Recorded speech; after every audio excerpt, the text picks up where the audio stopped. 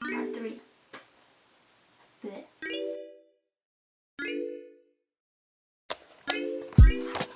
Hey guys, so today for my DIY video, I'm going to be showing you guys how to make 3 different types of tote bags. They are eco-friendly, sustainable, and whatnot. The first bag that I'm going to be showing you guys how to make is this tie-dye big tote bag that you can use for groceries or when we get to go to the beach again. This would be the first one, and let's get started.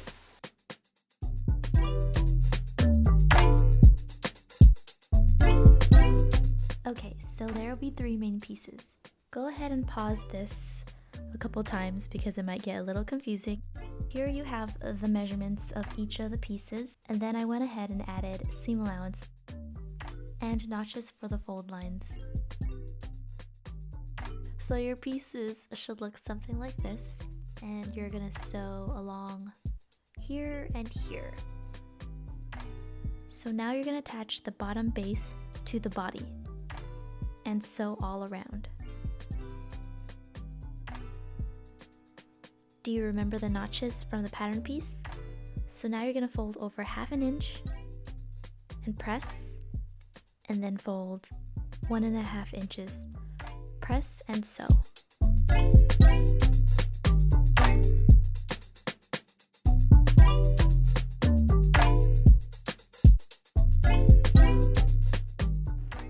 So now you're going to take the ends of the straps and fold it 1/2 inch down. The total width of the strap is now 1.5 inches. Edge stitch along the entire strap for a clean finish look.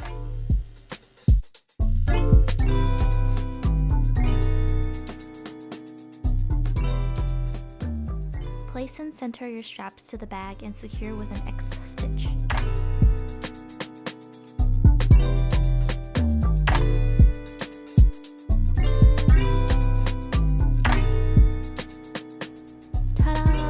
And now you have a tote bag. Woo!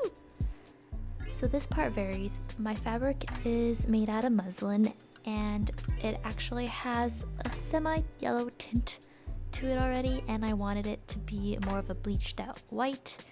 So after a couple minutes of it soaking in water and bleach, it is ready to be tie-dyed. Here you could play around with the different types of colors you guys want to tie-dye with, or the type of technique style of tie-dyeing you want to play with. It's all up to you. Personal preference.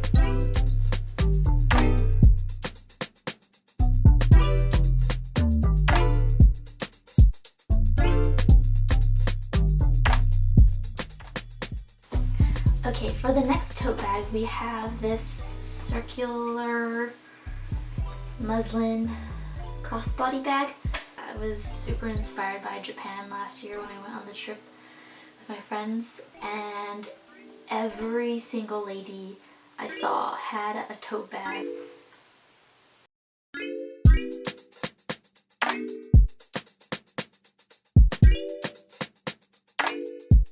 Alright, for the next project you're going to need your blotting paper. I'm going to use this chair because I think it's going to be the perfect size of bag. So go ahead and take whatever you're using, or if you draw your own circle, what you can also do is draw a perfect square and then kind of shape it out into a circle at the edges. I'll show you a quick sketch for you. Plot it on top of my pattern paper. Trace. Alright, so here are the next pattern pieces. Go ahead and add seam allowance again. So since the circle is already pretty large, I decided not to add seam allowance to that and only add seam allowance to the base and the straps. So I wanted to further explain how I got the measurements for the base. Take a look at the circle diagram. So I marked down 3 3/4 inch down from the center of the circle, and I marked each side with notches and measured the bottom section, which came out to be 29 inches. Divide that by 2 and that would be 14.5 inches plus seam allowance, which would then equal to 16.5 inches.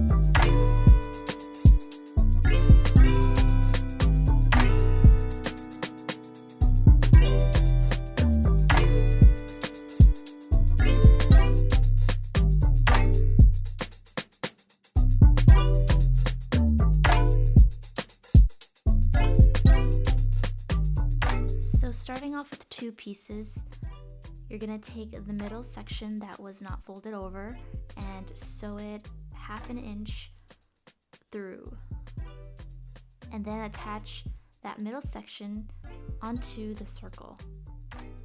Pin in place and sew. And then repeat for the other circle. Do this step 2 times.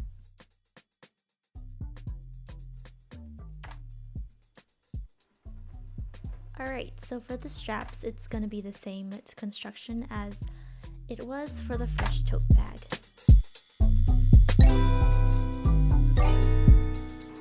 Alright, so now you should have 1, 2, one long strap, and 2 shorter straps. It should now look something like this, and go ahead and flip one of the bag inside out. Then take the other bag that is right side out and place it inside the right side in bag. Sorry, that was kind of confusing. So now that it's still inside out, I think I meant to say inside out, but now that it's inside out, you're gonna stitch the circle part only and leave both of the sides open. Voila, you have a bag. Now you're gonna take the open sides and then again flip it inside out. I mean, you're gonna flip it right side out. Okay, now it's right side out. You're gonna take the bag and then sew both of the sides closed. I went ahead and steamed out the bag and then sewed on the straps. You could follow the same sewing technique as the first tote bag.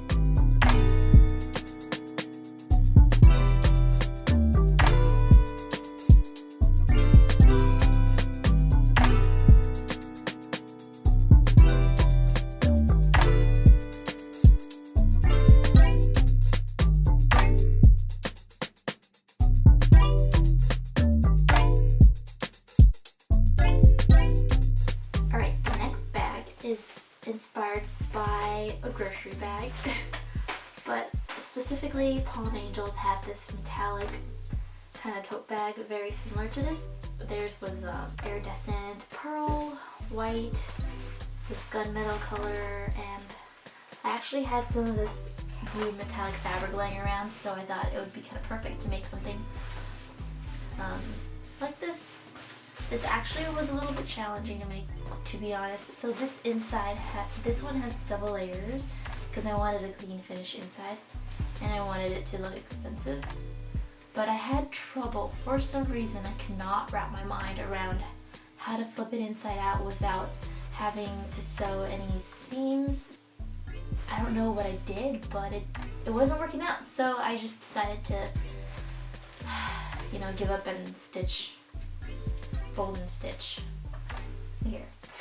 But it came out cute, don't you think?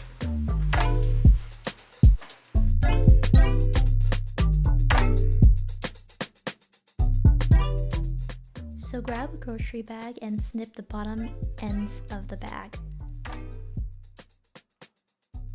And now release the fold. Do the same for the top of the bag.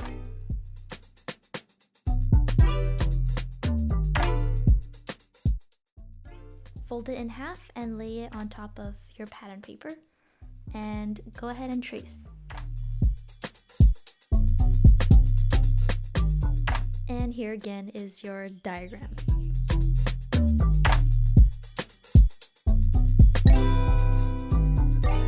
Okay, now that you have your two pieces, go ahead and flip it inside out and sew along here, here, and here. I use these clothing pins to help keep it in place since this fabric is very slippery. Now you should have two pieces and you're going to take one of the bag and flip it right side out and put it in the inside out bag. And now you can sew around the opening. Flip it right side out and then fold inward the sides to a 1/4 inch and stitch around. Do it for both sides. Straighten out your bag and fold the side in half. And stitch a 1/4 inch up to the side and through the top. Last step, flip your piece inside out and there you have it.